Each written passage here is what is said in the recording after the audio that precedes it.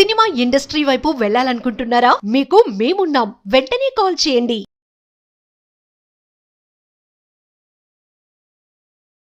నమస్కారం అండి. డాక్టర్ శ్రీ ఆచార్య అనంతకృష్ణ స్వామి గారు నమస్కారం. ఎపిసోడ్ లో ఏం చెప్పబోతున్నారు?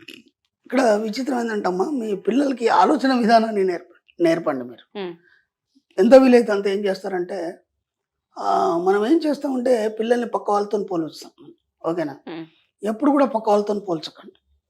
ఒక స్టూడెంట్ ఉన్నాడు, లేదంటే ఒక మీ బాబు వాళ్ళ ఫ్రెండ్ ఉన్నాడు, లేకపోతే ఒక కొలీగ్స్ ఉన్నారు, శుభ్రంగా చదువుకున్నాడు, అన్నిట్లో ఫస్ట్ వచ్చాడు, చివరికి అసలు గవర్నమెంట్ జాబర్ అవుతాడు. అంతకంటే ఏం కాదు కదా. అన్నిట్లో ఫస్ట్ ర్యాంక్ వచ్చాడు, ఒక ఐఏఎస్ అవుతాడు, లేకపోతే ఇంకా గవర్నమెంట్ జాబర్ అవుతాడు. ఓ పిల్లాడు ఉన్నాడు, అల్లరి చిల్లర తిరుగుతున్నాడు, ఎంత కూడా ఏం సెట్ కావట్లేదు, వాడు మేధావి అవుతాడు. ఎందుకంటే ఈ అబ్బాయి చిన్నప్పటి నుంచి నీట్గా శుభ్రంగా చదువుకుంటూ గవర్నమెంట్ ఆఫీసర్ అయినాడు. ఇతను కేవలం దాని మీదే దృష్టి పెట్టేసి బయట ప్రపంచాన్ని తెలుసుకోలేకపోయినాడు. అర్థమైంది. ఒకటి కానీ ఇంకో కోర్సుకి వెళ్ళిపోయి అట్లా ఎక్కడికి వెళ్ళిపోయి చదువుకొని గవర్నమెంట్, వీడు సమాజాన్ని చదివాడు. అర్థమైందా? సమాజాన్ని ఎవడు చదువుతాడో వాడు మేధావి అవుతాడు. అర్థమైందా? ప్రపంచంలో గొప్ప గొప్ప మేధావులందరూ కూడా గొప్ప చదువుకున్న వాళ్ళు ఎవరు కాదు. అర్థమైందా? కాబట్టి ఈ మేధావి కావాలంటే మనం ఏం చేయాలంటే పిల్లలకి ముందు స్టడీ, ఎందుకంటే ఒక డిగ్రీ ఒక సర్టిఫికెట్ ఉండాలి మనకి. అర్థమైందా? మన సబ్జెక్ట్లో ఒక చిన్న ఎగ్జాంపుల్ చెప్తాను. డిగ్రీ సర్టిఫికేట్ తీసుకొని బయటకు వచ్చిన ఒక విద్యార్థి ఎలా జీవించాలో తెలియదు. అవును సార్. అవునా కదా? చాలా మంది పిల్లలు ఉన్నారు, డిగ్రీ కంప్లీట్ అయిపోయింది, డిగ్రీ కంప్లీట్ అయిపోగానే ఏం చేస్తున్నారు అంటే ఏం చేయాలో తెలియని లైఫ్ ఎలా లీడ్ చేయాలో తెలియదు. అర్థమైందా? రెండు, ఎవరు చూడు గవర్నమెంట్ జాబ్ అంటారు. ఇప్పుడు ఎన్నోసార్లు రాజకీయ నాయకులు మాట్లాడతారు, ఎన్నెన్ని ప్రభుత్వ ఉద్యోగాలు ఇవ్వగలుగుతాం, మనం ఎన్నెన్ని చేయగలుగుతాం, ఇవన్నీ మాట్లాడతారు కదా. అది నేను అనేది ఏంటంటే ఇండివిజువల్గా నీకు నువ్వు అంటూ ఒకటి క్రియేట్ చేసుకోవాలన్నప్పుడు నీ ఆలోచన విధానం అనేది మారాలి. అర్థమైందా? ఆలోచన విధానం మారాలన్నప్పుడు చిన్నప్పటి నుంచి పిల్లలకి ఆలోచన విధానాన్ని నేర్పించండి. అర్థమైందా? అంటే మీరేం చేస్తారంటే ప్రతి దగ్గర వాళ్ళని పడతారు పిల్లల్ని, ప్రతి దగ్గర ఇది ఇలా కాదు ఇలా చేయాలి, ఇలా కాదు ఇలా. బొమ్మరిల్లు సినిమా చూశారు మీరు? బొమ్మరిల్లు సినిమా అది అసలు ఆ సినిమా చూసినప్పుడు ఎందుకు తీసిండ్రా అనిపించింది నాకు. అదే వాస్తవం. అది ఒక రకంగా మనకేమనిపిస్తుంది అంటే బాధ్యత అనిపిస్తుంది, కానీ ఇంకో రకంగా ఏమవుతుందంటే వాళ్ళని పట్టి ఉంచుతున్నాం మనం, స్వేచ్ఛని మనం హరిస్తున్నాం మనం. కాబట్టి ఫస్ట్ నువ్వేం చేస్తావంటే నీ పిల్లలకు చిన్నప్పటి నుంచి ఆలోచన విధానాన్ని నేర్పించు. ఆలోచన విధానం నేర్పించడం అంటే వాళ్ళని ఫ్రీడమ్ వదిలిపెట్టేయటమే. ఎలా ఉంటుందంటే ఒక సామెత ఉంది, ఏక నిరంజన్. అంటే ఒక్కడు ఉన్నాడు అనుకో, వాడు ఎటైనా పోతాడు, ఏమైనా చేస్తాడు, ఏదైనా ఆలోచిస్తాడు. ద్విశృతి అంటారు, అంటే ఇద్దరంటే ఒకడు అడిపోతే ఈడైపోతాడు, ఇద్దరు కలిసి ఉంటే ఈడైపోతాడు. ముగ్గురు అంటే ఒక ఇద్దరు ఇటువైపు ఉంటారు, ఒకడు ఒక వైపు ఉంటాడు. ఎంత ముగ్గురు ఉన్నా ఇద్దరు ఒక వైపు ఉండవు, చారు గడపడు. అంటే ఏ పని కాదు, ఇక హడవుడు తప్ప ఇంకేం కాదు.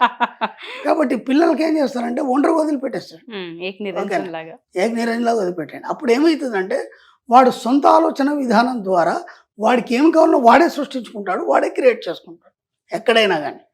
కాబట్టి వాళ్ళకి వీలైనంత మటుకి ఏ విషయమైనా సరే వాళ్ళకు ఓన్గా వదిలిపెట్టేయండి. మీరు ఏది కూడా చెప్పకండి వాళ్ళకి. ఓకేనా?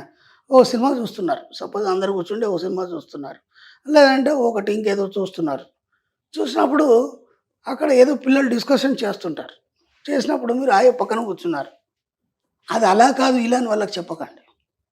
ఓకేనా? అదేమన్నా కావచ్చు, ఇవాళ కావుతారే వాడే తెలుసుకుంటారు. అర్థమైందా? మనం ఏం చేస్తాం, అది అలా కాదు ఇలా, అది కాదు నన్ను వీడని దాన్ని డిస్కషన్ చేసి పెంచి నీకేం తెలుసు అని అది ఎక్కడికో వెళ్ళిపోతుంది. అర్థమైందా? ప్రతిదీ కూడా తన అనుభవాన్ని బట్టి ప్రతివాడు తన జీవితంలో అన్నీ కూడా తెలుసుకోగలుగుతాడు. కాబట్టి చిన్నప్పటి నుంచి ఆలోచన విధానం అనేది వాళ్ళకి నేర్పిస్తే, స్టడీ వేరు, ఆలోచన విధానం వేరు. నేను మరీ చెప్తున్నాను, శుభ్రంగా వాడు స్టడీ చేసాడంటే గవర్నమెంట్ జాబ్ అవుతాడు తప్ప ఇంకేమీ సాధించలేడు వాడు. అర్థమైందా? ఒకవేళ కనుక వాడికి ఆలోచన విధానం కనుక నేర్పితే వాడు ఏదైనా సాధిస్తాడు, ఏదైనా క్రియేట్ చేస్తాడు, ఎంత పెద్ద ప్రపంచానైనా వాడు వెళ్తాడు. వాడు అర్థమవుతుందా లేదా? కాబట్టి ఏ విషయమైనా సరే వాళ్ళకి ఏది చెప్పకండి పిల్లలకి. ఓకేనా?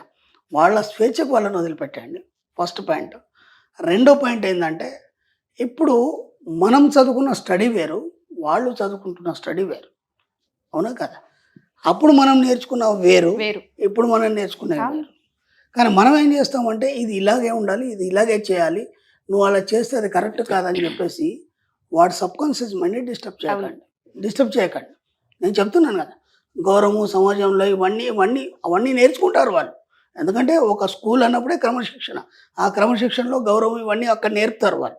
మీరు కొత్తగా వాళ్ళ మీద ఏది రుద్దకండి, ఎందుకంటే అక్కడ చెప్పే సిచ్యువేషన్ వేరు, మీరు చెప్పే సిచ్యువేషన్ సిచ్యువేషన్ వాడు సబ్కాన్షియస్ మైండ్ డిస్టర్బెన్స్ అవుతుంది. అర్థమైందా?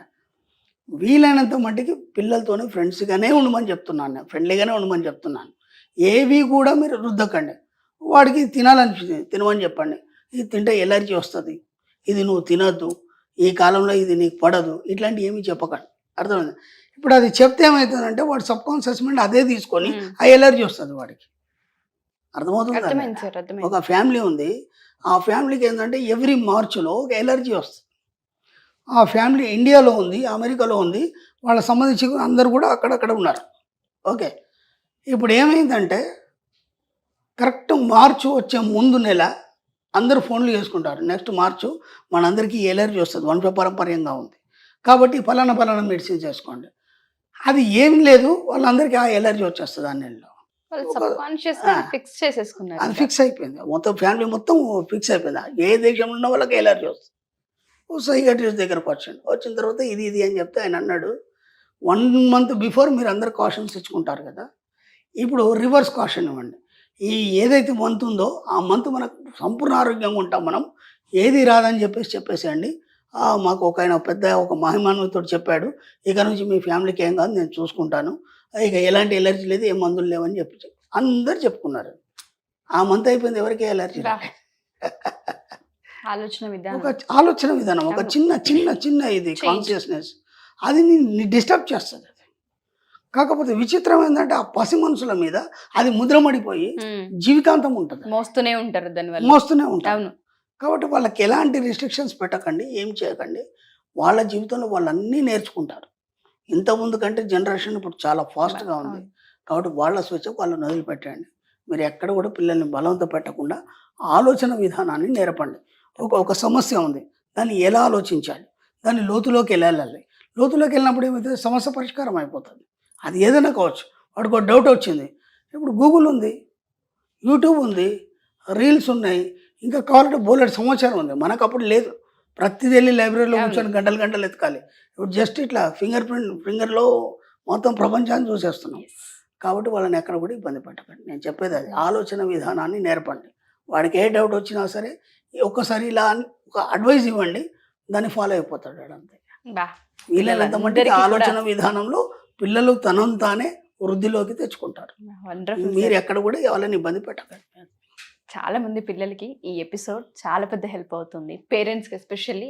వాళ్ళని ఎందుకు ఇబ్బంది పెడుతున్నాం అనేది వాళ్ళకి అర్థమవుతుంది. అంటే నేను ఎందుకు చెప్తున్నానంటే మీకు మీరుగా ఒక స్థాయికి రావాలన్నప్పుడు మెల్లిగా అన్నింటినీ దూరం చేసుకోవాలి. మన సబ్జెక్టులు ఇప్పుడు ఏమైపోయింది, వాడు ఆలోచన విధానంలో వాడు ఆలోచిస్తూ నిన్ను డిస్టర్బ్ చేయడు. లేకపోతే ప్రతిదీ నువ్వే పట్టించుకొని నువ్వు ఇలాగే తినాలి, ఏ పెరుగులో ఇది కలుపుకోవాలి, ఈ డ్రెస్ ఇలా వేసుకోవాలి, ప్రతిదీ చెప్పడం వల్ల ఏమైపోతుంది, వాడు ఉనికిని కోల్పోయి నీలాగా తయారవుతాడు.